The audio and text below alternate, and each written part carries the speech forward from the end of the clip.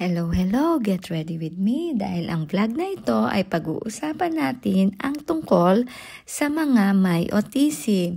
Sa mga meron diyang anak or mga kakilala at hindi nyo alam kung paano sila isupport, eto na, ang video ito ay para sa inyo.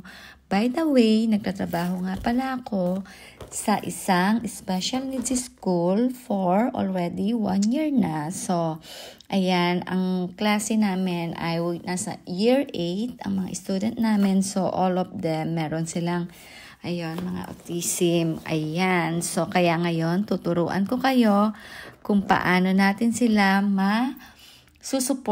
mabibigyan ng support ng tama. So, pasensya na kayo pag nabubulol ako, hindi ko na to uulitin. So, ayan, tuturuan ko sa inyo, number 1 sa kanila is yung routine.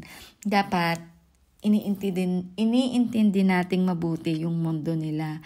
Kasi ang mga batang may autism ay komportable yan sa routine or paulit-ulit na mga ginagawa. Like everyday, kailangan yun talaga yung susundin mo. Ngayon, kung may pagbabago sa schedule nyo, kailangan maaga pa lang nakalagay na yon sa schedule na tinitignan nila para hindi ka magkaroon ng problema. Kasi hindi talagang routine ang nila. Katulad niyan, halimbawa, meron kaming student na minsan late silang dumadating. So, kasi pagdating ng bata sa school, meron kaming morning fitness. So, for example, today is Thursday. So, ang ilalagay namin sa schedule nila, lahat ng visual schedule nila ay nasa desk nila. So, today is Thursday. Nakalagay doon unang-una Thursday. And then, meron kaming morning fitness. And then, merong drumming. And then, meron kaming literacy. And then, after literacy, meron kaming recess. And then after recess, outside play. After outside play, music, library, lunch, outside play, art, and then home. Kapag namali ka ng isa doon, ay nako, ihanda mo na ang sarili mo. So, kailangan talaga yung routine nila everyday, alam yun. So, everyday, alam din nila yung schedule nila. So, ayun, kailangan nating intindihin sila sa mga ganong bagay. Tapos, kailangan din yung pagbibigay sa kanila ng instruction, dapat malinaw din and sobrang mga simpleng salita lang dapat ang ginagamit natin. Hindi natin sila pwedeng gamitan ng sobrang haba and sobrang, ano tawag dito? Basta alam niyo yung sobrang instruction, basta kailangan simple lang. Kaya yung mga activities na ginagawa namin, for example, like circle the words that has letter ICK, like that. So, mga ganun lang dapat. Sobrang simple and kailangan one-on-one support mo sa kanila. Imo-model mo and then kailangan mo sa kanilang ituro. Kaya kami as a teacher assistant sa school namin, hindi lang kami basta teacher assistant. Kasi talagang yung instruction ng teacher, yun naman yung gagawin namin sa mga kids. So, one-on-one kami. Parang tutor kami ng mga kids. Ganon. One-on-one namin tinuturuan yung mga kids and then yung teacher, ibibigay sa aming lahat yung instruction. So, ganun dapat.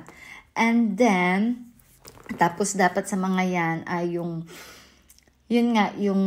binibigyan mo rin sila ng mga personal space nila kasi yung mga bata nga minsan, kailangan mo talaga silang bigyan ng brain break and madalas talaga manghihingi ang mga yan ng break. And then yun, kapag once na nanghingi na sila, kailangan bibigay mo, okay, but I'll give you 2 minutes for your break. And then, don't forget to use the timer. Sa mga batang may autism, kailangan dyan timer. Kasi pag hindi mo sila tinimeran, hindi mo sila mapapaalis sa ginagawa nila. Hindi mo sila mapapaalis sa break nila. So, ganun dapat dyan. And basta kailangan nila ng personal space. So, tsaka dapat, malawak na pangunawa and mahabang pasensya dapat sa kanila. Kasi minsan talaga sila mas gusto nila yung parang sila lang, sarili lang nila. Minsan lagi lang silang uupo sa isang sulok, ganon. Tapos hindi naman talaga sila makipag-social. Ayun, yung sa klase namin, meron kaming 7 students doon. Pero pag nag tantrums or behaviors yung mga yan, para kaming may 70 students. Pero They are like so smart. Lahat sila smart. Masusunod talaga nila yung mga instruction na ginagawa mo, na sinasabi mo sa kanila. And then, once na dapat, ito rin, pinaka-importante sa kanila kung paano mo sila isusupport. Dapat, pag nakagawa sila ng maganda or tama, nagawa nila yung task, tapos na-complete nila, tsaka hindi mo sila kailangang i-correct. Oh, mali yan. So, let them do. Kasi para sa kanila rin yan, natututo rin naman sila. So, ipapaliwanag mo lang na dapat dito, ganito yan dapat. Oh, nice try. Ganun dapat ang sasabihin mo sa kanila. Hindi mo sila pwedeng pagalitan na, mali yan, you're wrong, ganyan. Sabi mo sa kanila, nice try, pero what if eto dapat yan, ganyan. Basta yung dapat magandang pag-approach, ganon. And then, dapat kailangan mo silang may positive reinforcement sa kanila. So, mga positibo dapat lagi yung sinasabi mo na, oh, wow, you did a great job. And then, give them some reward like that. So, meron kaming mga tokens na binibigay sa kanila. Meron kaming be your best token. Meron kaming show respect token. Meron kaming keepsake token. So, for example, nagugulo sila, hindi sila nakikinig sa'yo, and then when you ask them like na, go back to your seat. Kapag sinunod ka nila, sabi mo, oh, thank you so much, thank you for listening, good boy, good girl, like, I'm gonna give you this token for showing respect, well done. So, ganun ang mga kailangan ng mga batang may autism. So, parang laging positive ang sasabihin mo sa kanila. Tapos, yon kailangan play mo rin sila. And then, kapag nag-escalate sila, hindi mo sila pwedeng sabayan. Always give them their personal space.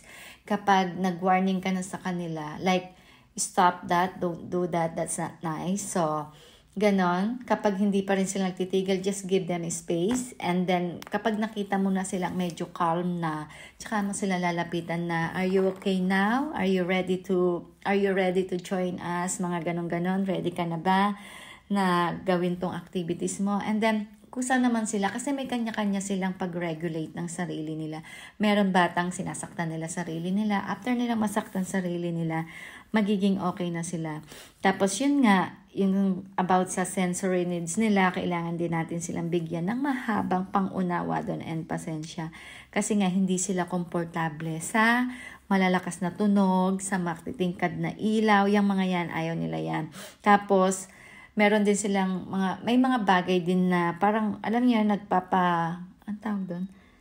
Parang nagpapainis sa kanila. Halimbawa, merong isang batang nag-e-escalate. Yon, minsan doon, nakakapagpakaba sa kanila. Ayun pala. May mga ganun talaga sila na, for example, meron isang batang nag-e-escalate. Tapos, yung mga bata na yan, matatakot na sila. So, ang kailangan dyan ay dapat tulungan natin sila na iiwas, sila na yung ialis natin. Ilagay natin agad sila sa safe place na, alam mo yung magiging safe sila. And then, ayun nga, tapos i-redirect natin sila. So, pag nag-escalate ang bata rin, kailangan iisip agad tayo ng things na mare-redirect natin sila. Isipin nyo kung saan mahilig yung bata na yon. Kung gusto niya ng drawing, oh, you want to draw? Ganyan. Tapos, ayun na. Kung hindi natin mailayo ang batang nag-i-escalate sa mga classmate niya or sa mga kaibigan niyang nandun, na feeling mo unsafe na yung ibang bata na ang dapat nating ilalabas. Sila na ang ilalayo natin, ilalagay natin sa safe place. Tapos, yung batang nag-i-escalate, i-try natin na i-redirect siya. Ibigay mo kung ano yung hilig niya, kung gusto niya pumunta sa garden, come on, let's go to garden. And then, kapag nahimasmasan na siya, kapag okay na siya, kapag nagsho-show na siya ulit ng respect, nagiging okay na ulit siya, bigyan mo siya ng reward. Oh, thank you for listening. Always ganon ang pag-support natin sa mga batang may autism. Sila talagang, may mga future din sila kasi sobrang tatalino niyan.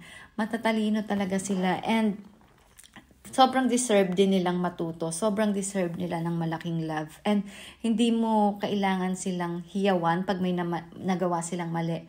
Hindi effective sa kanila yon. Hindi katulad sila ng mga normal na bata na kapag pinagalitan mo, alam nilang galit ka, titigil sila. Pero sa kanila, hindi nila alam yung galit ka Kaya hindi sila titigil, mas lalo silang mag-escalate or what. So, ayun guys, ang mga sum na pwede natin gawin sa mga batang may autism. Kaya, pwede nyo itong panoorin, and kung gusto nyo pa ng another video, gagawa pa ako niyan.